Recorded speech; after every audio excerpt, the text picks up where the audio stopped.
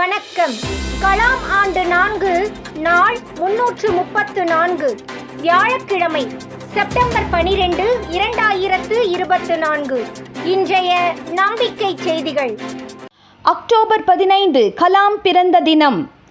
October 13 ஞாயிறு அன்று சென்னையில் மாபெரும் விழா.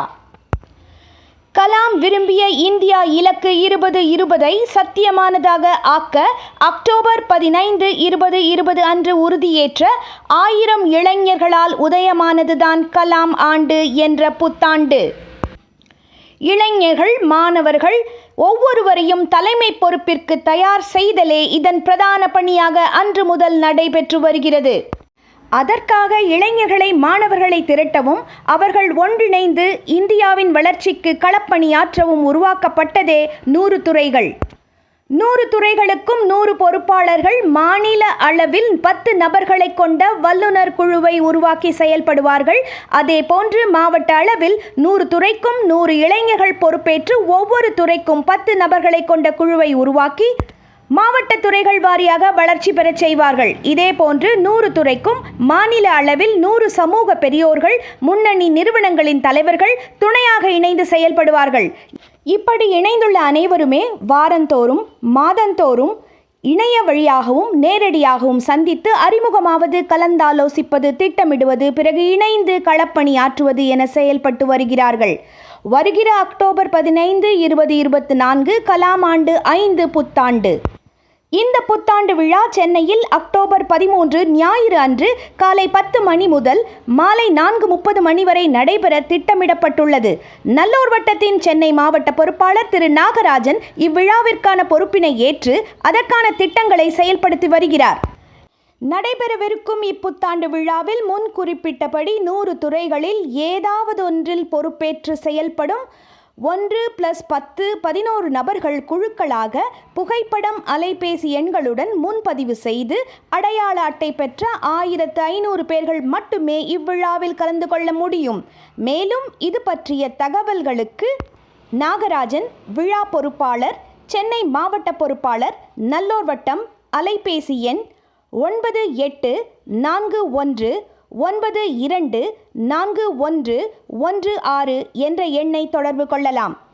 நம்பிக்கை செய்திகளுக்காக திருப்பூரிலிருந்து சுமதி. அக்டோபர் 13 கலாம் ஆண்டு 5 புத்தாண்டு விழாவிற்கு சென்னையில் இடம் தேர்வு. அக்டோபர் 15 கலாம் பிறந்த தினத்தை முன்னிட்டு நல்லூர் வட்டம் சென்னையில் நடத்தவிருக்கும் கலாம் ஆண்டு 5 புத்தாண்டு விழாவிற்கு இடம் தேர்வு நடைபெற்று வருகிறது. இதற்காக நல்லூர் வட்டத்தின் மாநில பொறுப்பாளர் திரு முத்துகிருஷ்ணன், அரசியல் கள பொறுப்பாளர் திரு அருள் பிரகாசம், மாணவர் கள பொறுப்பாளர் திரு கௌதம் மற்றும் திரு பாலு ஆகியோர் இதில் இடம்பெற்றிருந்ததாகவும், ஒரு சில தினத்தில் இடம் அறிவிக்கப்படும் என்றும் சென்னை மாவட்ட மற்றும் இவ்விழா பொறுப்பாளருமான திரு நாகராஜன் தெரிவித்தார். பேராசிரியர் பழனித்துரை ஐயா அவர்களின் மக்கள் அரசியல் பயணம். ஆகஸ்ட் 15 தொடங்கிய பேராசிரியர் பழனித்துரை ஐயா அவர்கள் மக்கள் அரசியல் பயணத்தில் செப்டம்பர் 14 சனிக்கிழமை மாலை 4 மணிக்கு திண்டுக்கல் மாவட்டம் நிலக்கோட்டை அருகில் சித்தர்கள் நத்தத்தில் மக்களை சந்திக்கிறார். இதற்கான ஏற்பாடுகளை சித்ராதேவி செய்து வருகிறார். செப்டம்பர் 21 சனிக்கிழமை சிவகங்கை மாவட்டம் காரைக்குடி மகிபாலன்பட்டியில் 3 மணிக்கும் மாலை 5 மணிக்கு காரைக்குடி புதிய பேருந்து நிலையம் அருகிலும் மக்களை சந்திக்கவிருக்கிறார் என்று அரசியல் கள பொறுப்பாளர் அருள் பிரகாசம் தெரிவித்தார். செப்டம்பர் 27 மக்கள் அரசியல் பயணமாக காஞ்சிபுரம் வருகை தரும் பேராசிரியர் திரு பழனித்துரை ஐயா மக்களை சந்திக்கும் நிகழ்வு காஞ்சிபுரம் பில்டர்ஸ் அசோசியேஷன் அரங்கில் நடைபெறவிருப்பதாக நல்லூர் வட்டத்தின் காஞ்சிபுரம் மாவட்ட பொறுப்பாளர் திரு ராஜசேகர் தெரிவித்தார்.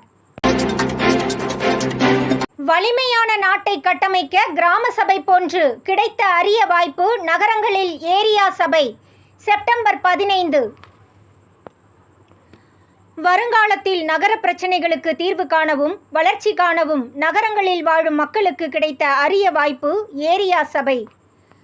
சமூக பொறுப்புள்ள இளைஞர்கள் நகரங்களின் மோசமான பல வகை நிலைகள் கண்டு வருந்துவதற்கு முற்றுப்புள்ளி வைத்து பிரச்சனைகளுக்கு தீர்வு காணவும், நகர வளர்ச்சிக்கு நாம் விரும்பிய அனைத்தையும் கொண்டு வரவும் நாம் வசிக்கும் நமது ஏரியாவில் வாழும் மக்களில் குறைந்தது 1% இளைஞர்கள் ஒன்றுபட்டு செப்டம்பர் 15 நடைபெறவிருக்கும் ஏரியா சபையில் கலந்து கொண்டு மக்களாட்சிக்கு வலுவூட்டுவோம் என்று அரசியல் கள பொறுப்பாளர் திரு அருள் பிரகாசம் தெரிவித்தார்.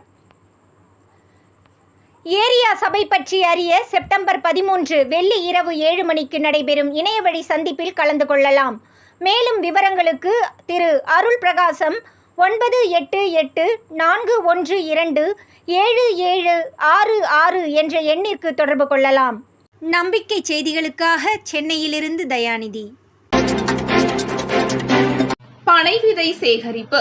நாமக்கல் மாவட்ட காவிரி கரையில் பனை விதை நடவுக்காக நல்லூர் வட்டம் கலாம் ஜோதி மாணவர்கள் அனுஷியா செல்வராஜ், ராசிபுரம் வட்டம் மாணவர்கள் களம் பொறுப்பாளர் விஜய் ரமேஷ், சர்வம் அறக்கட்டளை திருமதி மீனா, செல்வி கௌசல்யா ஆகியோர் 11 செப்டம்பர் 24 அன்று 1500 பனை விதைகள் சேகரித்தனர் என்று நல்லூர் வட்டம் மாவட்ட பொறுப்பாளர் ரம்யா ராதாகிருஷ்ணன் தெரிவித்தார்.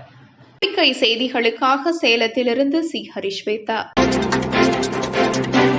கிராம கோர்ட்டுகள் அமைப்பது எளிதாக நீதி பெற உதவும், சுப்ரீம் கோர்ட் கருத்து. பொதுமக்களுக்கு வீடு தேடி நீதி அளிப்பதற்காக கீழ்மட்டத்தில் கிராம நியாயாலயா எனப்படும் கிராம கோர்ட்டுகளை அமைக்க கடந்த 2008ஆம் ஆண்டு நாடாளுமன்றத்தில் மசோதா நிறைவேற்றப்பட்டது. சமூக பொருளாதார பாகுபாடு காரணமாக யாருக்கும் நீதி மறுக்கப்படக்கூடாது என்பது இதன் நோக்கமாகும். இதற்கிடையே சுப்ரீம் கோர்ட் கண்காணிப்பில் கிராம கோர்ட்டுகள் அமைக்க மத்திய மாநில அரசுகளுக்கு உத்தரவிடக் கோரி சுப்ரீம் கோர்ட்டில் மனு தாக்கல் செய்யப்பட்டது. இந்த மனு நீதிபதிகள் PR Gavai, PK Mishra, KV Viswanathan ஆகியோர் அடங்கிய அமர்வு முன் விசாரணைக்கு வந்தது. அப்போது ஒரு தொண்டு நிறுவனத்தின் சார்பில் ஆஜரான வக்கீல் பிரசாந்த் பூஷன் கூறியதாவது, இதுவரை 5 முதல் 6% கிராம கோர்ட்டுகள் மட்டுமே அமைக்கப்பட்டுள்ளன. சில மாநிலங்கள் தாங்கள் நீதி பஞ்சாயத்துகள் அமைத்திருப்பதாகவும் அதனால் கிராம கோர்ட்டுகள் தேவையில்லை என்றும் கூறுகின்றன. ஆனால் நீதி பஞ்சாயத்து கிராம கோர்ட் போன்றது அல்ல. கிராம கோர்ட்டில் நீதிபதிகள் இருப்பார்கள். இவ்வாறு அவர் கூறினார். அதை கேட்ட நீதிபதிகள் விரைவில் கிராம கோர்ட்டுகளை அமைத்தால் எளிதாக நீதி பெற முடியும் என்று கருத்து தெரிவித்தனர். இதுவரை பதில் மனு தாக்கல் செய்யாத மாநிலங்களும் ஹைகோர்ட்களும் 3 வாரங்களுக்குள் பதில் மனு தாக்கல் செய்ய வேண்டும் என்று உத்தரவிட்டனர். அடுத்த கட்ட விசாரணையை 4 வாரங்களுக்கு ஒத்திவைத்தனர். நம்பிக்கை செய்திகளுக்காக சென்னையிலிருந்து தயாநிதி. இத்துடன் இன்றைய நம்பிக்கை செய்திகள் நிறைவடைந்தன.